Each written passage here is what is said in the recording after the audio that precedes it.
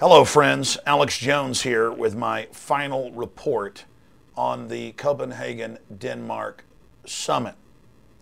This event was billed by the United Nations as the most important meeting in their history. And the Secretary General of the UN, Ban Ki-moon, stated this would establish global government or global governance. David de Rothschild has also given speeches and talked about how they are attempting to establish global government.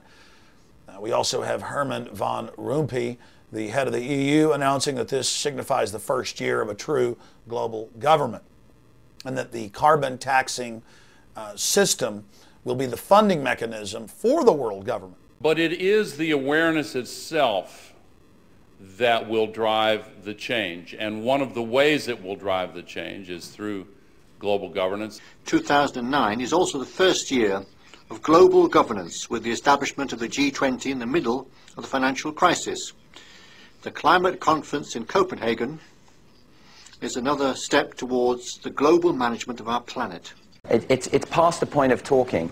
We know historically that the global governance the sort of agenda to these issues is very hard to try and, with all the best intentions, it's very hard to actually activate. I can happily announce to you that the event has ended in massive failure, but unfortunately not complete failure, because when the New World Order doesn't first succeed, they try again. And so that's why we have to be eternally vigilant against what they're doing. Of course, the whole thing has been sold as if it is a plan to save the earth from the ravages of carbon dioxide that plants breathe and that humans exhale. And the fact that ClimateGate came out in the month before the UN meeting in Copenhagen, Denmark, is the #1 reason that their agenda is in so much trouble. So this has been a great victory for people all over the world that don't want to live under a private, unelected United Nations dictatorship. But one of the other big reasons that the conference has largely failed, I'll get into their one victory, and it is substantive, is because the Danish text, 2 days into the meeting last week, got leaked. And this was the plan of the industrialized world to basically double the amount of taxes on the third world, to freeze their economic development, and to keep them basically impoverished, so that the IMF and World Bank, consortiums for private central banks, could continue to come in and keep them under their control and keep them deep in debt. When that came out, you had a real revolt by Latin America, Africa, and the poorer areas of Asia and Eastern Europe. It was clear, and the London Guardian reported, that if that agreement would have been implemented, the United Nations itself would lose any petty power it had, and all global governance power would be transferred to the IMF and World Bank, who would arbitrarily and in an unelected fashion levy global taxes on all transportation, ship travel, air traffic, and have a global authority over it, a flat 2% GDP tax implemented by the private banks over the entire world, taxes as high as 20% on fossil fuels, not just oil, but natural gas. I mean, just a huge power grab, as Ban Ki-moon said, the establishment of global government. And he told the LA Times 2 days ago that we will force the establishment of global governance.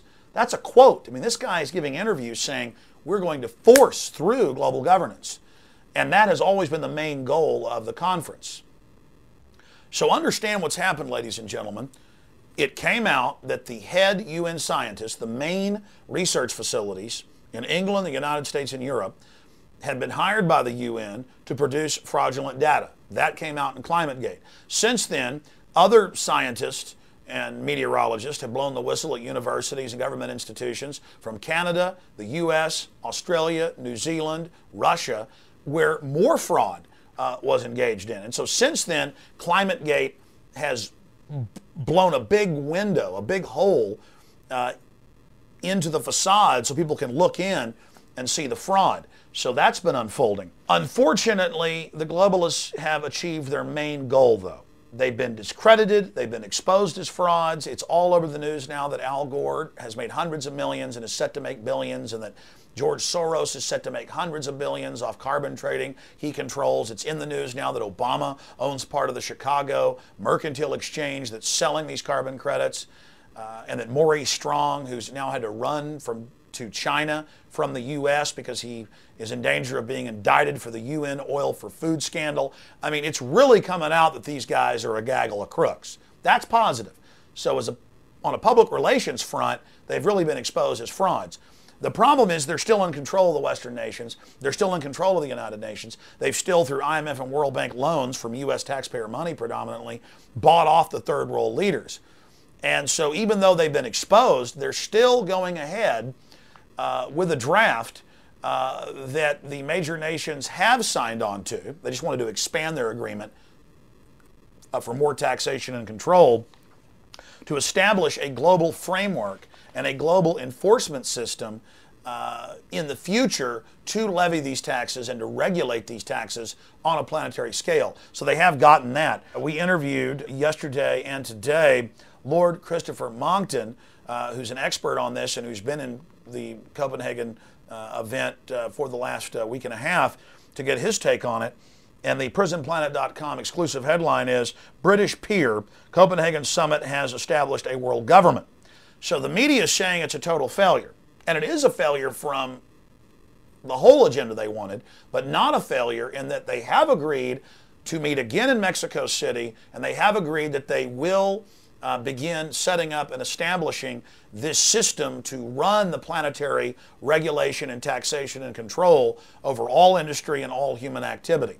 It's also come out that the head of the IPCC at the UN owns the Indian steel plant that the British paid to have one of their steel plants shut down and to have it moved to India. So that's coming out. So I mean, there's so much to cover here. The point is, the really good news for everyone is that their agenda is being exposed. They didn't get a lot of what they wanted, but the bad news is they got the heart of what they wanted through. We are definitely gaining traction. The momentum is now shifting over to people that want national sovereignty, that want to have elected governments, that don't want to live like people in the European Union who've lost their sovereignty to the unelected bureaucrats in Brussels.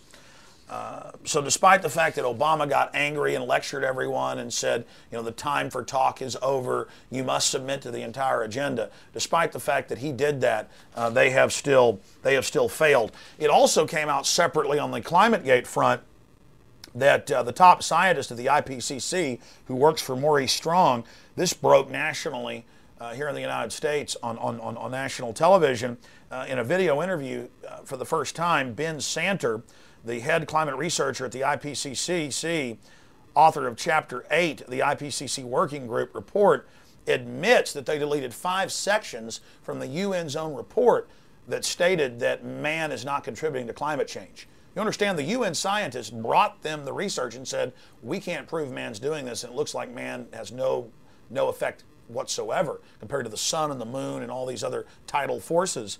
And he cut that out. So that's now coming out. So the dam has broken on the manipulation of the data. And so the beginning of the end has certainly begun, as long as we continue to expose this fraudulent agenda for what it is. A plan by a group of industrialists and bankers to scare the world population into relinquishing their rights and turning it over to an unelected IMF World Bank government that taxes the West, then takes that money and loans it back to third world and first world nations, and then makes those nations agree to a list of demands to destroy their industrial capacity, which will result in a death sentence. 15 million people starve to death a year in the third world. Over 100 million people are right on the verge of starvation at any one time, and so it's very easy to tip them into mass starvation and death. Just the ethanol production in the U.S. and in Brazil and a few other countries, taking a third of our grain production out and putting it in for ethanol, caused an additional 10 million people to starve to death in 2008. And those are conservative numbers. So think of the scale of mass murder and genocide that we're dealing with here. And that's how Mao Zedong killed over 60 million people, and how Stalin killed more than 10 million in the Ukraine, was by simply cutting the food supply off to people. And that's what is at the heart of this global government. For the New World Order, global government's only the beginning. Once they have the global government, they can then carry out the austerity measures that are meant to shut down industrial society, bankrupt the West, and make everyone dependent on government and state. So we've engaged in a fight here. We've had major victories, the greatest victories we've ever had. The problem is our enemy is continuing to force the point and moving forward against free humanity. But agents of liberty, agents of freedom are activating everywhere and resisting. So I salute everyone who has been fighting this good fight for truth and justice against the New World Order. In the coming days, we'll know more about what happened behind closed doors at the United Nations Climate Summit. But right now, things are looking pretty good. But again, we'll learn more in the coming days, and you can watch Infowars.com and PrisonPlanet.com as this develops. Again, I salute you all.